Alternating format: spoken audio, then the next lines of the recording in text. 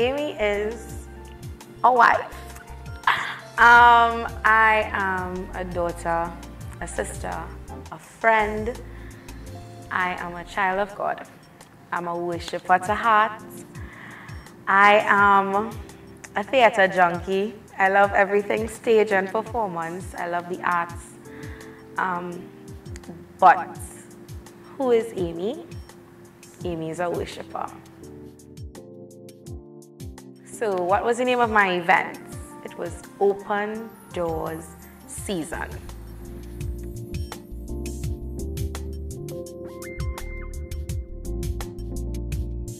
What was the vision behind this event? So, honestly, sometime last year in October, I really cannot remember if I was sleeping or if I was just lying. I remember I was in my room and I just saw right here in my church that it was just people lifting their hands and worshiping. I was like, okay, probably God wants us to, live more, worship more. I just left it as is. And then sometime again, I saw the same thing and God said, plan it. And I was like, I ain't not planning that. Yeah, no. That is too much. God said it again. And I tell you, plan something, plan it. And I said, you know what?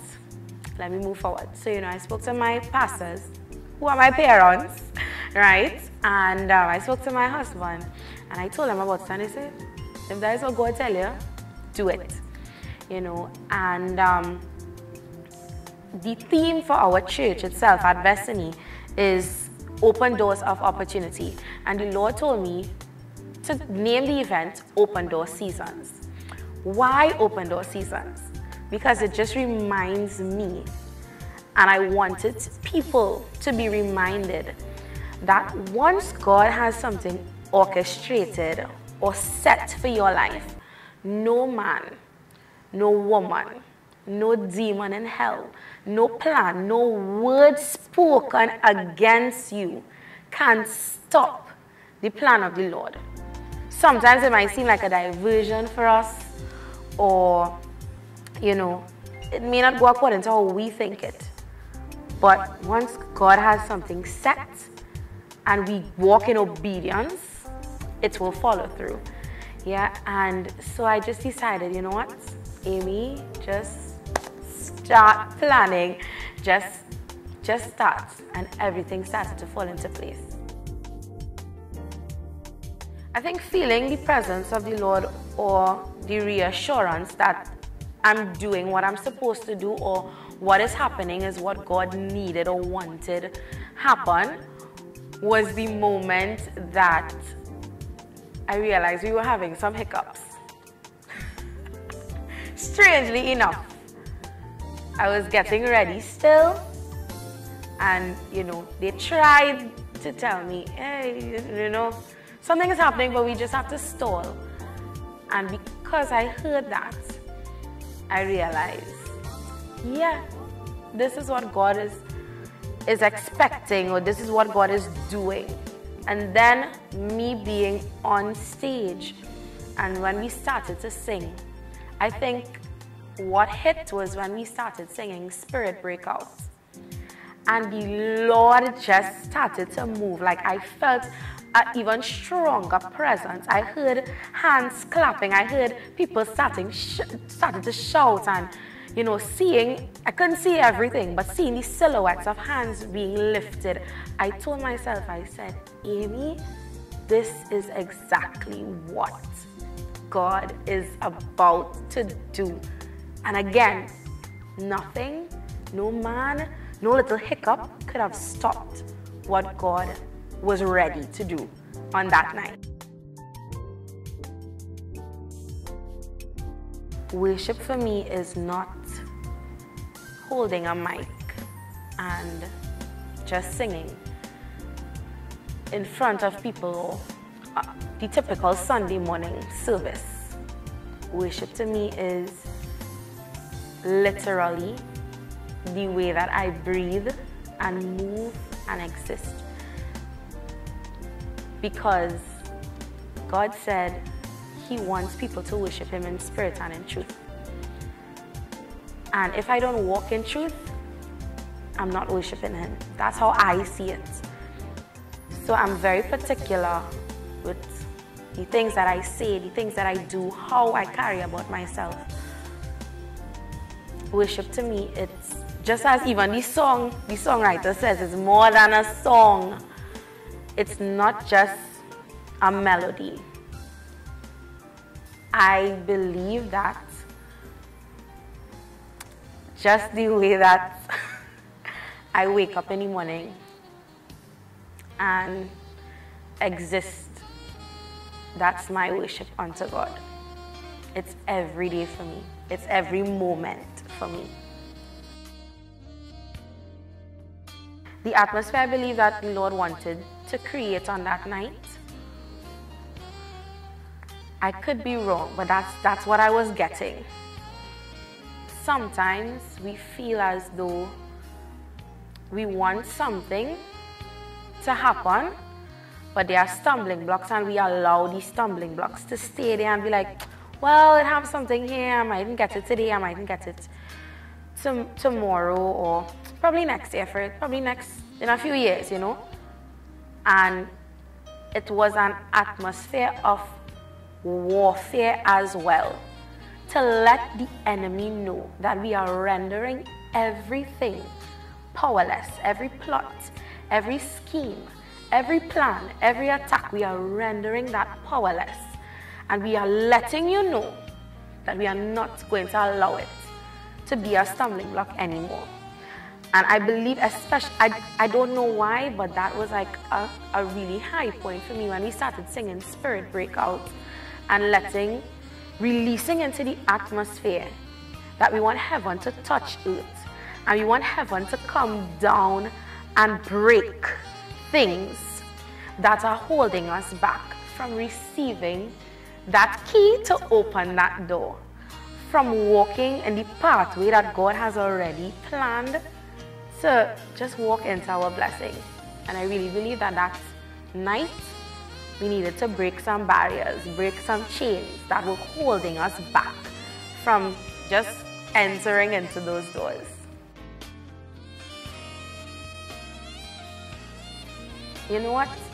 Sometimes the Lord leads you or gives you, just as, you know, I got that vision, I saw that on that evening. Obedience is so important. And if you know that God is showing you, this is what I want you to do, this is what I want you to say, this is where I want you to go, do it. Earlier, I was having the conversation and we spoke about Jonah.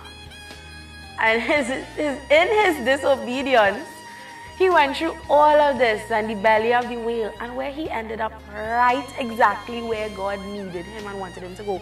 So sometimes, even if we feel like, yeah, I'm not doing it, God is going to just spin us around until we have no choice but to go, and do exactly what it is.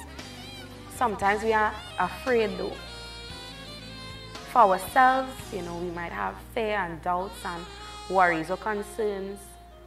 We might even study what people would say about us and how they would criticize, or, it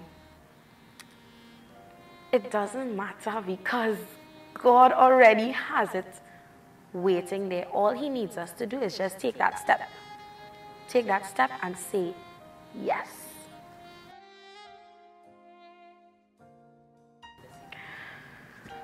Who would I like to say thank you to? I need a list. My list is honestly long. And in saying thank you, I really hope that I don't get emotional doing it. Because, just as I said before, once you say yes to God, He will put everything into place. And for me, saying yes for this event, I am nothing short of thank you to my family and my friends. To my husband, Thank you. Thank you to Stephon for doing that. Thank you to my parents, who are my pastors, Pastor Anthony and Sister Yvonne Langaigne. Thank you to the Destiny Open Bible Church. They have no idea how grateful I am, you know, giving me this opportunity and supporting me. I'm really thankful to Everton Charles and Joshua and his team for helping with the lights and the sound. I am so thankful to Soaring High Productions because all of this, it just happened like in a second. It was like, Amy, what you need? We here, all right, I come in to do this. And I'm like, what? You know, I was just nervous and excited at the same time. So thank you to Soaring High Productions. Thank you to everyone who came to just worship with me, you know, on the night. Thank you to the musicians. People were calling me from on their job and just willing to come and play. Thank you to Alyssa, who helped me with stage management, the persons who organized refreshments, my aunts. Thank you to my cousin who did media as well. I am honestly very overwhelmed. Thank you to the dancers as well. Listen, those dancers mash up the place that night, okay? Thank you to Nicola for that mime. Thank you to Kimberly for the dance, Shalana and her team. Listen, I don't know, but I don't know how else to put it across, but it's really God that just brought these people to my life and started to connect me with them. So thank you to everybody. I am forever grateful.